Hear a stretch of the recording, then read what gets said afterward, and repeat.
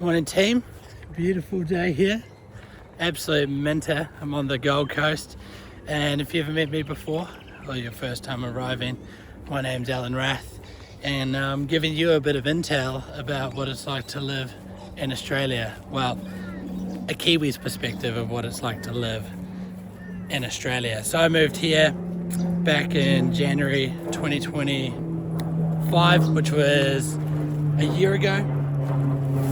Flippin' epic spot. This is actually just down the road from my house. Look at this. Just a classic little creek. And I'm just out walking my dog Ace. Acey! Hey? This is our spot where we cross over the creek here. It's pretty cool. But I wanted to give you a bit of a perspective of what it's like. Well, I'm just crossing the creek right now. I fell into this creek further up there actually, doing a similar thing, talking on the phone to my mum. But I want to give you a little bit of insight of what it's like to be a Kiwi, moving to Australia, and maybe you don't know what the differences are like, but there are some differences. I'll start with the accent. When I got here, or anytime I kind of come here, I never kind of think Australians have that strong an accent. In Queensland, where I live, I feel like there is a stronger accent. Wait! Come back. There's a stronger accent in Queensland. The one thing I noticed the most is being here, like only just in the first year of being here, I'd ring back to New Zealand to cancel some insurance, ring the bank, do a meeting or something like that. And I was like, only after like 6 months to a year, I felt like the Kiwi accent was so Kiwi sounding. And everywhere I go, I feel like people comment on my accent, like as if I've got a really strong Kiwi accent, which I never thought I really did, because I'm from Auckland, and I don't know, Auckland has a massive mix of different accents compared to, you know, like a real classic Kiwi accent would be if you lived like on the East Coast, down in Gisborne or something. That would be real obvious here in Australia. And the other thing I find is my accent. I can't actually pronounce my own name, being Alan. When I go to a cafe and get a coffee, I always generally get a woman's name. There's a couple of women's names that give me Helen, Ellen with an E. I say Al, I get Hal, once got Tal, and I've just given up.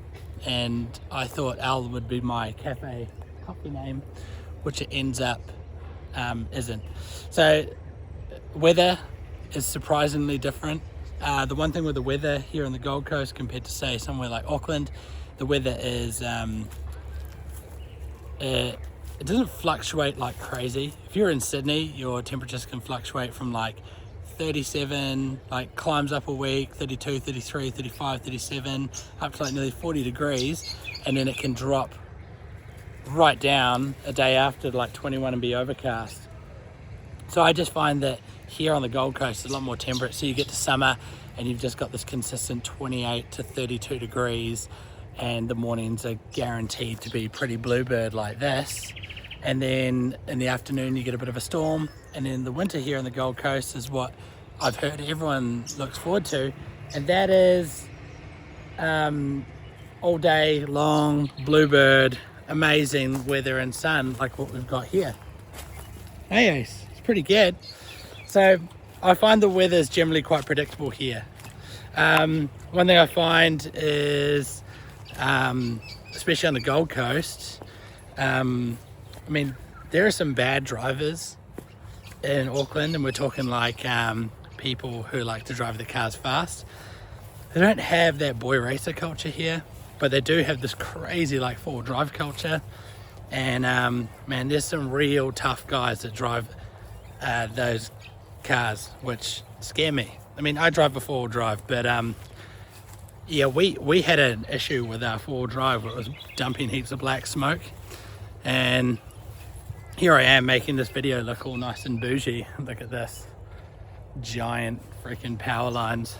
So yeah, I find that we would take off and cover cars in black smoke, especially like going up a, what do you call it, like a hill, and we'd dump a whole bunch of black smoke on them. People would drive past occasionally, it maybe happened like 2 or 3 times, they'd drive past and pull the fingers at us. And I found that just so crazy. I was like, it's something that I can't help, you know. They do it to my wife as well, and I'm like, here's this lady, this is driving a car. One thing I find, especially with like cafes and coffee culture here on the Gold Coast, cafes are much similar to Auckland, say, or Wellington or Christchurch.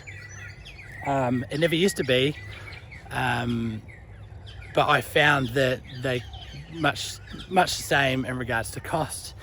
There's one thing with like the standard small flat white in New Zealand is a double shot. Here you've got to specify double shot. I know down in Sydney you don't have to specify it. What else is different? Going to buy beer or going to buy wine is generally more expensive. I think in New Zealand, before I left, you could on special buy like a 12 pack of VB stubbies for $12 or $13. Here that's about $22, so it seems to be quite heavily taxed. There was always, it was way cheaper, and I guess it's kind of a seasonal thing, but it generally is cheaper to buy something like blueberries here. Blueberries are, we're paying like $3.50 for one of those little punnet things. When you get into summer, they kind of just crank, and you can buy the bigger pack for $2, like an all summer special for $2. We get epic stuff here like mangoes, which are still not that cheap. They're like $3 each or something. When they're going, you know, when they've got too many of them, you can get them for like $2 each, or you can buy a tray. In New Zealand you wouldn't even buy a mango, they're like $7 or $8, and even at that they taste like total crap, you know, they just taste unripe and average. Climate wise, we are in August, mid-August. It's my daughter's birthday today, so we're only the 11th of August. And the amazing thing about the climate is I'm out in a t-shirt, I don't need to wear a sweatshirt. If I was walking this morning, so what is it now, 10 past 8, if I was walking this morning 2 hours ago, I'd have a sweatshirt on because it has been quite fresh and quite cold, even for like New Zealand standards.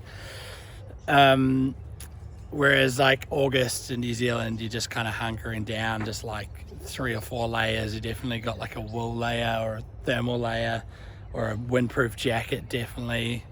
So the seasons just seem to be a little bit more temperate and beautiful here. What else did I point out about that? You can kind of plan to do things like a kid's birthday, which is quite rad. You know, most of the year round, you know that you're going to have good weather. Yeah, you know, like you can kind of plan a few weeks out, guaranteed we'll have this party at the beach. Whereas I found in Auckland, even though you could have a mint as day, it was completely windswept and blowing out most of the time. What else is different? Yeah, putting petrol in is different. Petrol here has gone up to massive highs of $2.05 a litre. It's not even high at all. I feel like that is, if that was Auckland, you'd just be like, oh my gosh, I can't believe how cheap the gas is.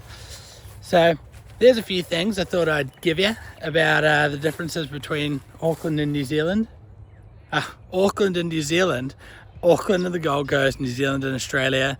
Here's my beautiful monument here down the road from my house. AC, we're gonna go? Yes, I hope you like that. Plenty more videos to come, and I'll keep pumping them out. I've got a whole list of stuff I want to film, and I know you guys are starting to enjoy that content, which is good. And yeah, subscribe for more. All right, give me a like and stuff like that, because it really helps me out, you know. All right, have a good one.